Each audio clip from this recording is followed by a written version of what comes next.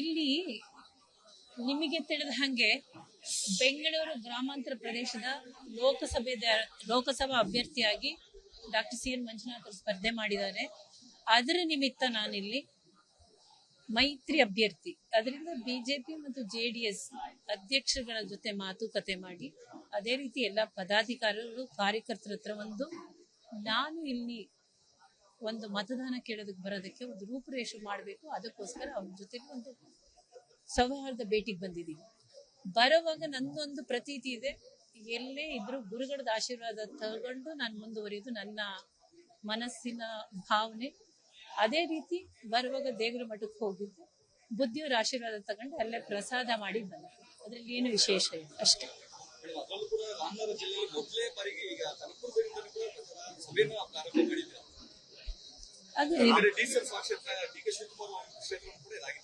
ಅಲ್ಲ, ಇದು ಲೋಕಸಭೆಗೆ ವ್ಯಾಪ್ತಿಯಲ್ಲಿದೆ ಅದು. ಅದರಿಂದ ಇದು ಒಂದು ವಿಧಾನಸಭಾ ಕ್ಷೇತ್ರ, ಅದು ಲೋಕಸಭೆಗೆ ಸೇರಿದ್ರೆ ಅದರಲ್ಲಿ ಡಾಕ್ಟರ್ ಸಿ ಎನ್ ಮಂಜುನಾಥ್ ಅಭ್ಯರ್ಥಿ ಆದ ಕಾರಣ ಬಂದಿದ್ದೀನಿ ಅಷ್ಟೇ, ಬೇರೆ ಇಲ್ಲ.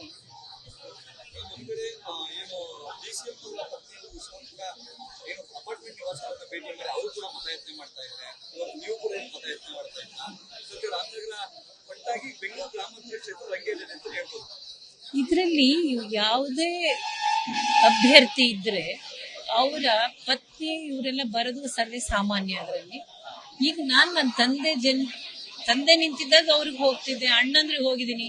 ಈಗ ಯಜಮಾನರು ನಿಂತಿದ್ದಾಗ ಅವ್ರ ಪರವಾಗಿ ಮತ ಕೇಳೋದಕ್ಕೆ ಬರ್ತಿದ್ದೀನಿ. ಇದರಲ್ಲಿ ಏನು ವಿಶೇಷ ಇಲ್ಲ.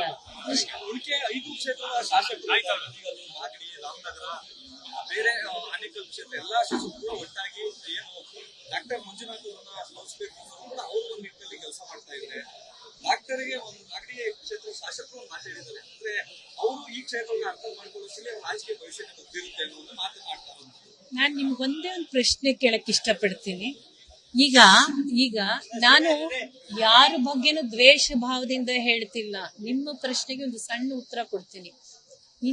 ಇಂದಿರಾ ಗಾಂಧಿ ಅವರು ಅಕಾಲವಾಗಿ ಮರಣವಾದಾಗ ಅವ್ರ ಮಗ ಬಂದ್ರಲ್ಲ, ಅವರಿಗೆ ರಾಜಕೀಯದ್ದು ಏನು ಗೊತ್ತಿತ್ತು, ಇಡೀ ದೇಶದ ಬಗ್ಗೆ ಏನು ಗೊತ್ತಿತ್ತು, ಅವರು ಒಳ್ಳೆ ಆಡಳಿತ ನೀಡ್ಲಿಲ್ವಾ? ಇದಕ್ಕೆ ಅವರೊಂದು ಉತ್ತರ ಕೊಡ್ಲಿ, ಸಾಕಷ್ಟು. ಒಂದು ಮಾತನ್ನ ಹೇಳ್ತಾರೆ, ಪ್ರಧಾನಿ ನರೇಂದ್ರ ಮೋದಿ ಅವರ ಜೊತೆ ಕೈ ಬಲಪಡಿಸೋ ಜೊತೆಗೆ ಡಾಕ್ಟರ್ ಸೇವೆ ರಾಜ್ಯಕ್ಕಷ್ಟೇ ಸೀಮಿತ ಆಗ್ತವ್ರು, ಇಡೀ ದೇಶಕ್ಕೆ ಸೀಮಿತ ಆಗುತ್ತೆ. ಅವರು ಆರೋಗ್ಯ ಮಂತ್ರಿ ಆಗ್ತಾರೆ ಕೂಡ ಅವ್ರು ಹೇಳಿರುವಂತ ಅದು ಮುಂದಿನ ದಿನಗಳಲ್ಲಿ ಗೊತ್ತಾಯ್ತು. ಇದೆಲ್ಲ ಮುಖಂಡರುಗಳು ಡಿಸೈಡ್ ಮಾಡ್ಬೇಕಾದ್ರು, ಇದು ನಮ್ಮ ಮನಸ್ಸಿಗೆ ಒಳಪಟ್ಟದ್ದು.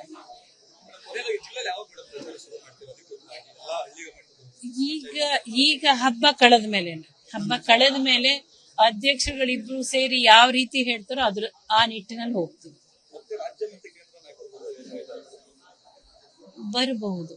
ಬರಬಹುದು. ಯಾಕೆಂದ್ರೆ ಎಲ್ಲಾ ಕ್ಷೇತ್ರದಲ್ಲಿ ಇಡೀ ದೇಶದಲ್ಲೇನೆ ಚುನಾವಣೆ ಇರೋದ್ರಿಂದ ಅವ್ರಿಗೂ ಸಮಯದ್ದು ಯಾವ ತರ ಸಿಗುತ್ತೆ ನೋಡ್ಬೇಕು. ಬರ್ತಾರೆ ಅಂತ ಅನ್ಕೊಂಡಿದೀನಿ, ಬರ್ತಾರೆ. ಅನುಕ್ಷಣದ ಸುದ್ದಿಗಳಿಗಾಗಿ ವಿಸ್ತಾರ ನ್ಯೂಸ್ ಯೂಟ್ಯೂಬ್ ಚಾನೆಲ್ ಸಬ್ಸ್ಕ್ರೈಬ್ ಮಾಡಿ. ಹೊಸ ಸುದ್ದಿಗಳ ನೋಟಿಫಿಕೇಶನ್ಗಾಗಿ ಬೆಲ್ ಐಕಾನ್ ಕ್ಲಿಕ್ ಮಾಡಿ. ಲೇಟೆಸ್ಟ್ ಅಪ್ಡೇಟ್ಸ್ಗಾಗಿ www.vistaranews.com ವೆಬ್ಸೈಟ್ಗೆ ವಿಸಿಟ್ ಮಾಡಿ. ಅಂಗೈಯಲ್ಲೇ ಜಗತ್ತಿನ ಸುದ್ದಿ ತಿಳಿಯಲು ವಿಸ್ತಾರ ನ್ಯೂಸ್ ಕನ್ನಡ ಆಪ್ ಡೌನ್ಲೋಡ್ ಮಾಡಿ.